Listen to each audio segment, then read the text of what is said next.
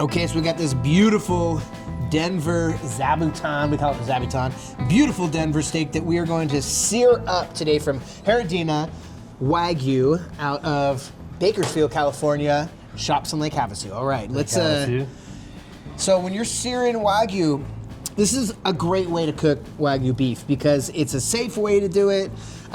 It's very easy and you can control kind of all the elements. Am I right in saying that, Chef? Yes. What's our number one rule in cooking? Is heat control. Heat control, baby. Heat control.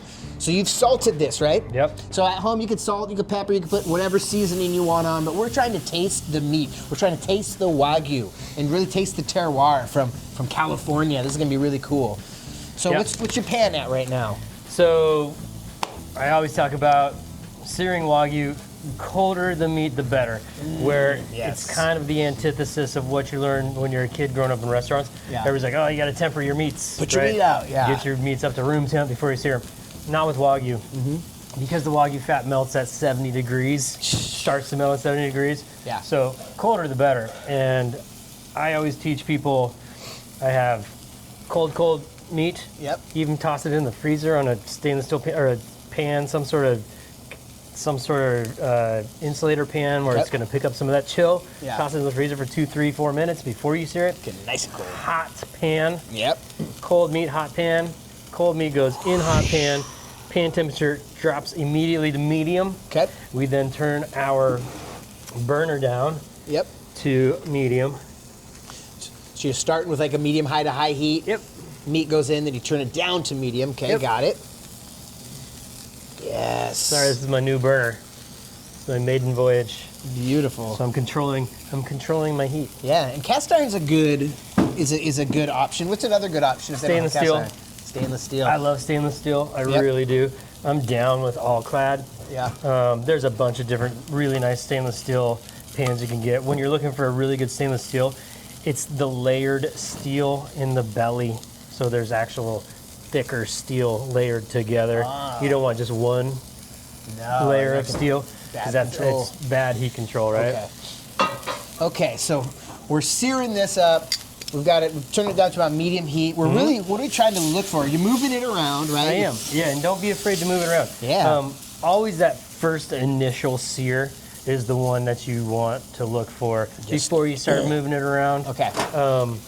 And Zab and Denver, these are not steaks that are necessarily going to tighten up and buckle on you like other steaks, say a New York strip or a ribeye, something like that, where it has a little bit of that nerve end, where when that hits the heat, it wants to tighten up, which in turn makes the muscle in the middle kind of puck. Because it goes like that. You want to press it down. You want to press it down because when you get that puck, if you don't press it down, that middle piece is just going to steam. That's terrible. I mean, you're still cooking it, still going to be delicious, it's still Wagyu. But, you know, take a job, big or small, do it right or not at all. I love it. Dude, I just bought like a fish spatula. Oh, good. I was down in Edmonds at a kitchen store, and I was like, I need one of these. I saw you cooking with it last week. Oh my goodness. So we're really just looking for a great sear. So that was what? A couple minutes. Yep. You're not done with it yet. No, okay. I'm gonna let it go a little bit longer. Yeah. And when you're on that medium heat, it's kind of hard to just burn it, right? Right. Yeah. And like we've been doing this a while now, and I've been teaching you how to do this at home for yourself. And I can tell you by smell when that is time to flip because you have that super sweet seared beef smell, and then you kind of get a little bit of that, just a touch of a carbon smell. That's when the edges are going to start to get a little bit more crispy than I like. Okay. And we're kind of getting there. Can you smell that? Yeah, actually. Right? So, can you show? Yeah. Oh. So what I'm saying is, right there, that's still perfectly beautiful, caramelized and crispy. But if you cook that any more on that edge, it might get a little carbonish. Okay. So we're going to flip it now. Okay. And we're going to do the same thing that we just did. Pushing it down. Right. Now, this specific cut of Zab is, you know, we need a ruler. We need a ruler because I'm real good at guessing. Yeah. As Jim knows, I can guess like down to the second. But this is like what? That's a 3/4, almost a full inch thick. I was gonna say 0.75 is what I was gonna say. 7.68 probably. Yeah, right around there. Yeah. So this is a really perfect size steak to do searing. Like 3 minute, 4 minute each side. Okay. On medium. Yeah. Did you start with some tallow too? I did dust a little bit of tallow in there. Yeah. One, so you can see the smoke point. Yep.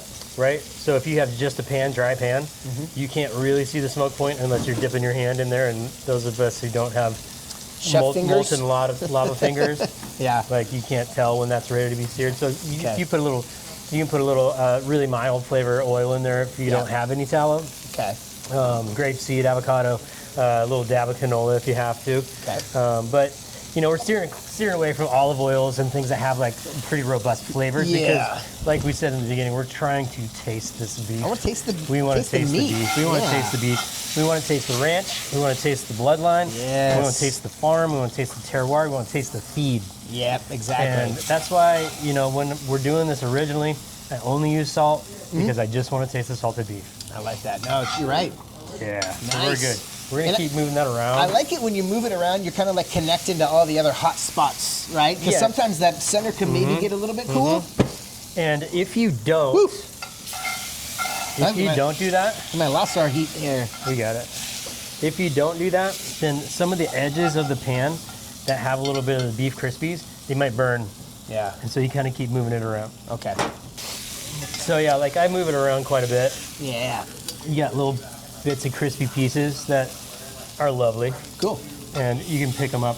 Also, if you leave your steak in one spot the whole time, then the edges are going to get super hot, right? So keep kind of moving it around, especially when we're pan searing a bigger piece of meat like this. You know, like don't be afraid to flip it and move it. There's no rules where you can only flip it once. You got to leave it. No, dude. We're looking for a good even sear on both sides. Yep. And that's a nice crust. We're getting real nice here. Do you like to hit the side pieces too, or what? What do you like to do, man? Sometimes I actually cooked a thicker zab at home last night, and I did put it on the sides. I did too. Yeah, I did too. Because it was like... That was like 2 inches. 2 inches plus, yeah. So I flipped all sides and did it. You know, just did it on the pan, on the stove too. Nice. As you can see, I was we're gonna starting to get, right? Yeah. What's that tell you right there? It's starting to be cooked all the way throughout, right? Right. So what is that called? I don't know if there's a specific name for it, honestly. I'd have to look that up. Yeah. But this is all just kind of experience in meat cookery. But it's the juices are coming up through, or what? Yeah. So back in the culinary school days, they used to tell you it was like when the juices run clear. But that was like when you're cooking pieces of meat that you want to cook all the way through, chicken and pork back in that day. Okay. Yeah. Like that's before we ate pork. Like we eat pork. Yeah. Medium. Yeah. You want to cook pork all the way through. So they would say when the juices rise to the top and they cook clear, they don't come up all bloody. So we're getting clear, bloody-ish right there. Love it. That tastes pretty nice. Yeah. So we're gonna call that a day. What temperature are we looking for here? You know, Denver's pretty forgiving as far as you can eat it rare if you want. Yeah. But it might lend a little bit chewy if you eat it rare. Okay. So mid-rare to mid-well even, because Wagyu flavor is going to be money no matter what. So it's kind of like how you like your steak cooked, honestly. Although a rare Zab is going to probably be just a scotch on the chewy side. I think so, yeah. I'd probably like this about 125 to 140 maximum. Yeah, medium. Yeah. What do we do? Rest. Let your meat rest, y'all. So was that about 7 minutes probably? 7, 8 minutes? Total? Yeah, about 7.5. Yeah. So about 4 minutes aside. About 4 minutes aside, dude. Yeah, and on that medium. When you control your heat, that's it's just that's perfect. Labor of love, baby. God, that's perfect. Oh, it's gonna be nice. So we're gonna let it rest for about 5 minutes, and we're gonna slice into it. Yep. Okay, I can't wait to taste this Zab right here. Yep. Oh my gosh, dude, we seared this up. You can see some of the muscle structure running this way. Yeah. So I'm gonna try to go kind of at a 45 all the way through this guy. I think so, yeah. A lot of Zabs are kind of processed differently too, so you just got to keep your eye out for that, where the muscle structures run in. But this looks great. Oh man.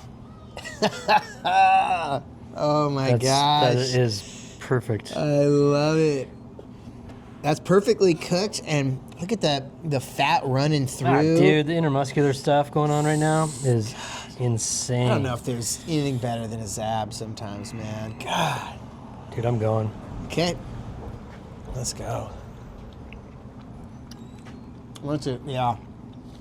Wow. Wow. That is monster good. That is so good. Like, oh my gosh. First of all, the way you cut it, I think is perfect because it is tender. Sometimes the Zab can be a little bit chewy.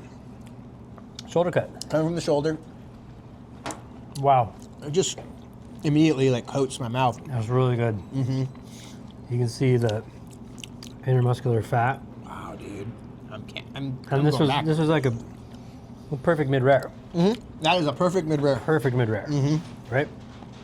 We did well. It's got a nice beefiness to it too.